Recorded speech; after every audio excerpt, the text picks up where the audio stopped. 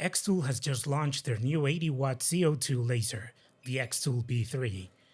In this video I'm going to test all the improvements they have developed these last few years, implemented in this laser. After years using their previous laser, the xTool B2, I'll be able to assess objectively the extent of all these changes. To begin with, I can tell you the xTool B3 is a larger, more powerful laser, with a bigger working area. A few days ago I finished my 2 new modular workbenches, and coincidentally, after putting them in their emplacement, I had just enough space left for this laser and its mobile work stand. As you can see, I installed the Safety Pro air extractor right behind the laser. The semi-rigid duct that comes with this extractor was perfect to complete the installation without needing any clips or other accessories. This will be the regular emplacement of the laser in my workshop, and the mobile work stand will allow me to move it whenever I have to work on bigger workpieces with the feeder. The xTool B3 arrived on a pallet, with its accessories on top.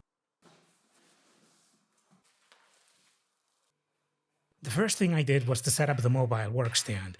It's a fun task that only takes about 15 minutes thanks to its notch system.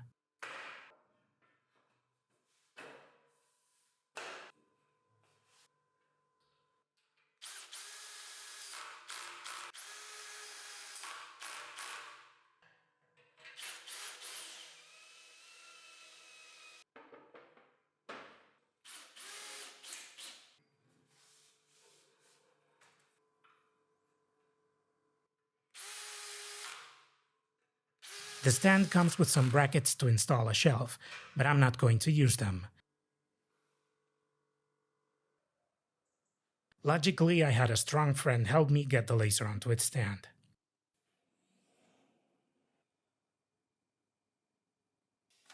Inside the laser there are several accessories, tools, and the anti-freeze fluid. Considering the climate in the area where I live, I didn't need it. In the instructions you'll find a chart with all the required information for each case. The laser head is locked with some stops that I'm going to remove.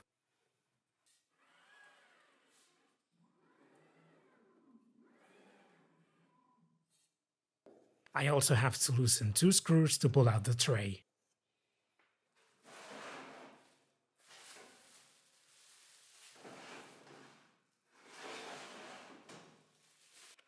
The xTool B3 doesn't work without a USB control key that you have to plug in on one of its sides. Now I'm going to fill the cooling tank with distilled water. Before testing the laser, I'm going to calibrate the optical path.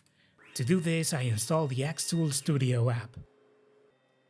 As you can see, it's a little off course.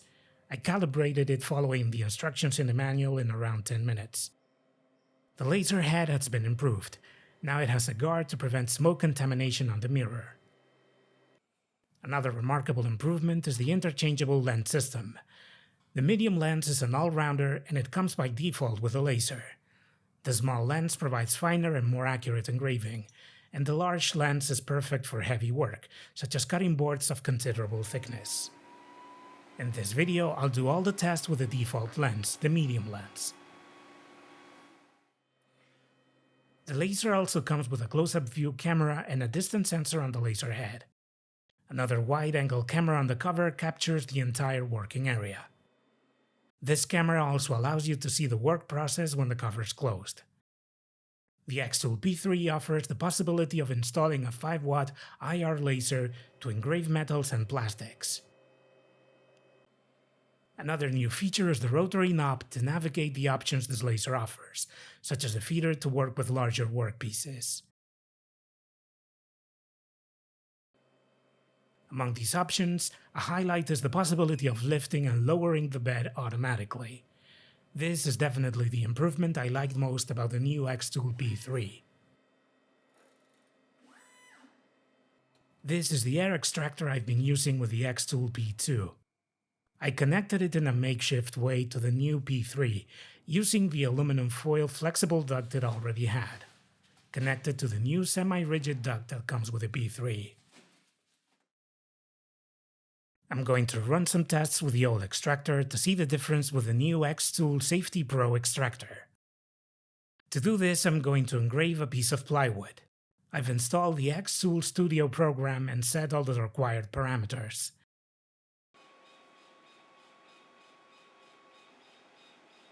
The laser does the engraving at full speed, but you can see quite a bit of smoke in the interior.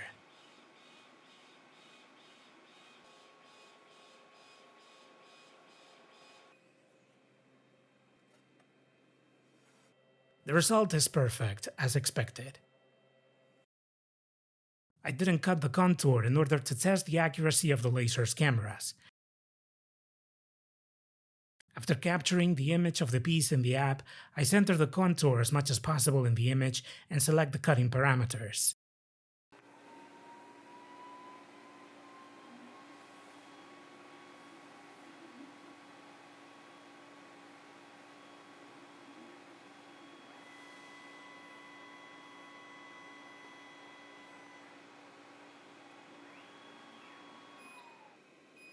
It seems the cameras work wonderfully.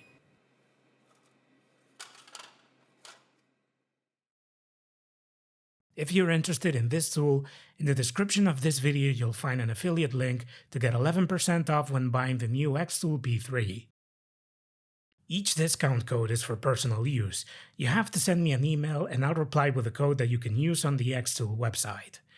You'll find my contact email address in the bio of this YouTube channel or on my website.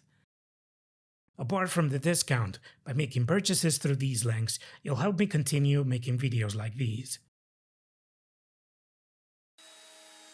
Now I'm going to install the xTool Safety Pro IF2 air extractor. It's a compact and powerful fan. It comes with everything you need to put it up on a wall and connect it to the P3.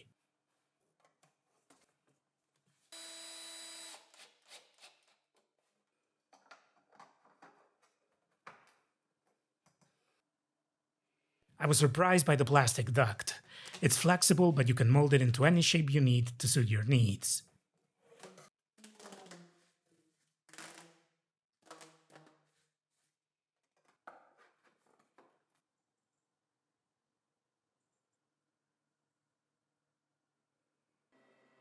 The extractor has 4 speeds and an auto mode, which connects to the laser via Bluetooth.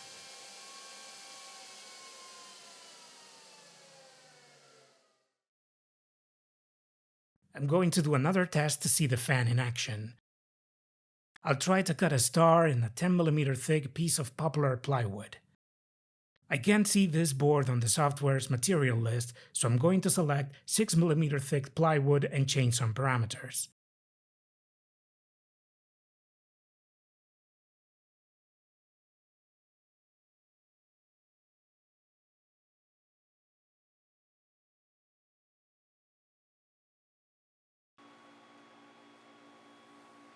I'll turn on the fan halfway through the cutting process to see the difference.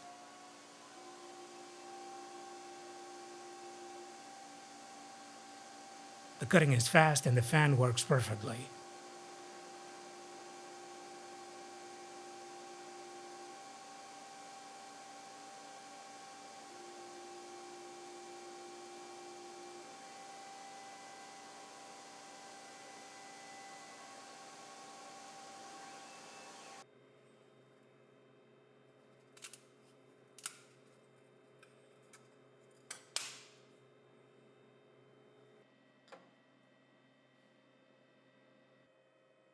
It's time to test this 20mm thick piece of transparent acrylic.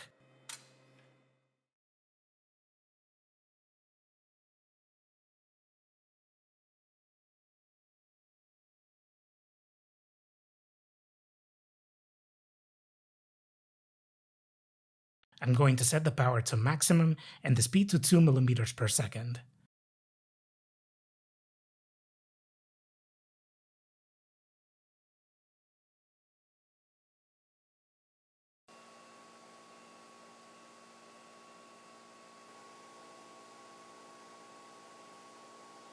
The laser cuts little by little without issue and in a single run.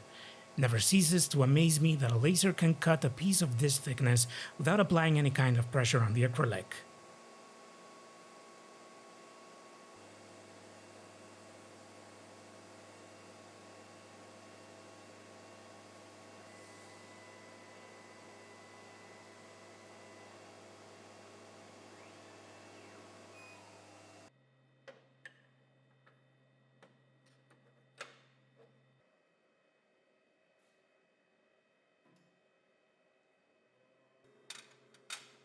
Another interesting use for this kind of CO2 laser is to engrave metals, such as this router table insert, made from anodized aluminum.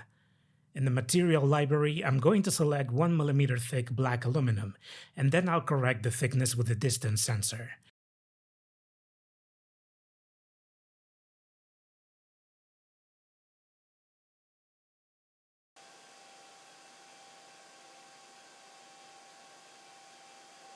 It looks like it's engraving correctly and at full speed.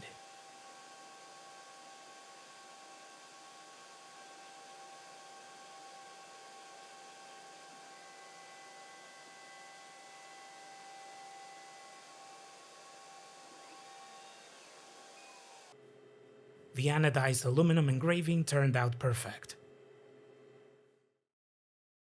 To end this video, I'm going to try to engrave the 3D design of one of my homemade tools on a piece of black tinted MDF. I'm going to use SketchUp to generate a sketch-like image of my bandsaw. Now all I have to do is to import the image into xTool Studio and select the parameters. I varnished the board so that the engraving is more visible on this sign.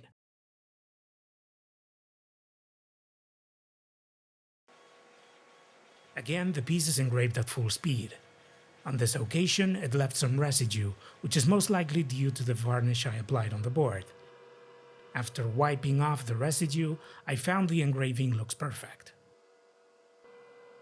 Now I'll use a 3-layer guitar pickguard to engrave the text in this sign. In the library, I selected white acrylic as the material and changed the parameters a little.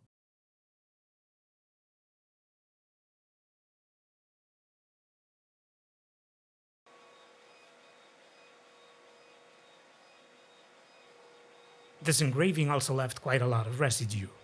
For now, you can't see whether the result will be good.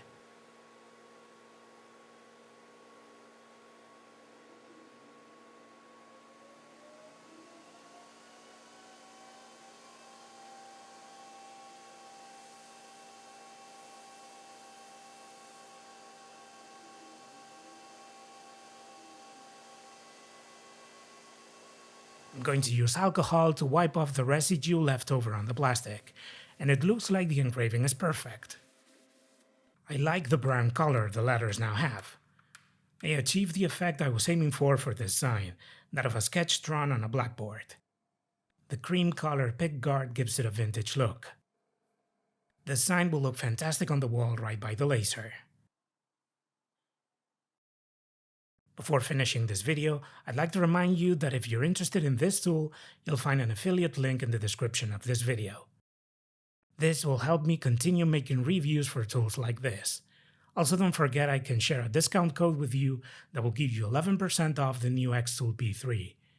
You only have to send me an email. You'll find my address in the bio of this YouTube channel or on my website. In the next video, I'm going to test the feeder and the rotary engraving accessory, which includes a 3D modeling preview. See you soon.